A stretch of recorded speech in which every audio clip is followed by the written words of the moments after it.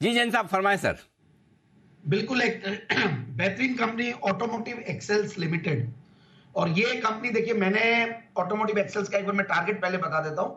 2590 का टारगेट दे रहा हूं ऑटोमोटिव एक्सेल्स डबल एल। और ये गजब की कंपनी है और इसको मैंने 2 दिसंबर को दिया था जेम्स में मैंने 2-3 बार कवर कर चुका हूं। और एक बार दिया था मैंने 2 जून को, जो लास्ट ईयर आपके बर्थडे पे मैंने आफ्टरनून में ये पिक दी थी और उस टाइम पे 1600 सवा 1600 के लगभग था।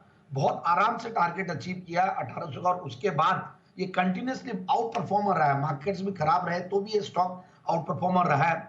और उनमें से देखिए जो टारगेट्स थे हर बार अचीव हुए और इस बार वापस से जो 2690 2700 के लेवल्स है उसको भी क्रॉस करेगा। बट एक बार का मैंने टारगेट 2590 का दिया।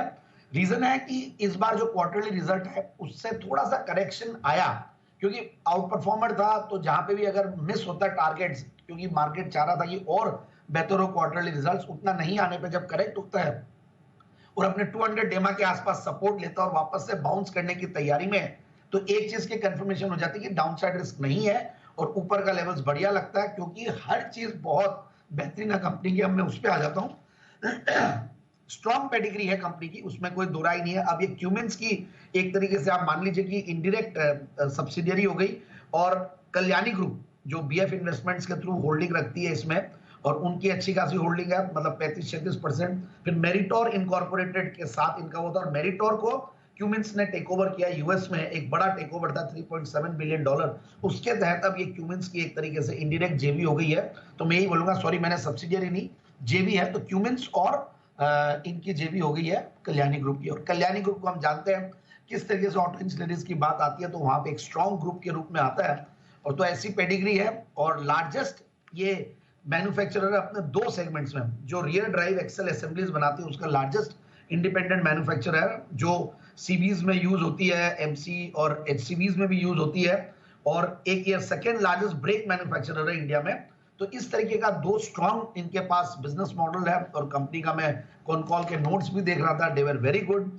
और सेल्स अच्छी ग्रो हुई है, न्यू प्रोडक्ट्स पे कंपनी का फोकस है हालांकि। और सिनर्जी जो क्यूमेंस आई है तो उसके साथ अब सिनर्जीज भी काफी आएंगी। और इबिटा मार्जिन को बढ़ाने की पूरी कोशिश करें, क्योंकि इस क्वार्टर में थोड़ा इबिटा मार्जिन नीचे आया तो थोड़ा सा मार्केट में इस भाव में करेक्शन दिखा। डिफेंस सेगमेंट में भी कंपनी फोकस कर रही है। सो ओवरऑल एक बहुत बढ़िया कंपनी। अब 21 के पी मल्टीपल पे स्टॉक ट्रेड कर रहा है, 31 का रिटर्न ऑन कैपिटल एम्प्लॉयड है, 23-24% का रिटर्न ऑन इक्विटी है। पिछले 3 साल में प्रॉफिट की क्या कर रही है 57%, सेल्स की क्या कर रही है 35%।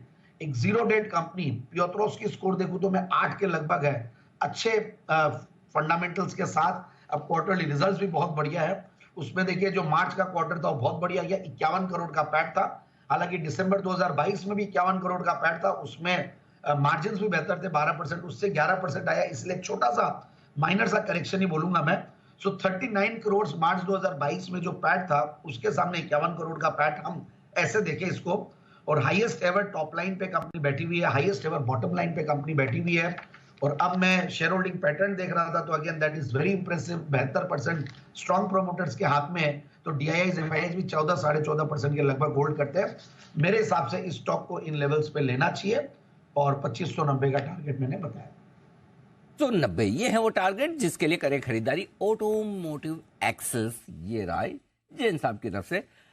बड़े बड़े लेवल निफ्टी के बड़े बड़े स्टॉक जैन साहब की तरफ से आते हुए दिख रहे हैं। और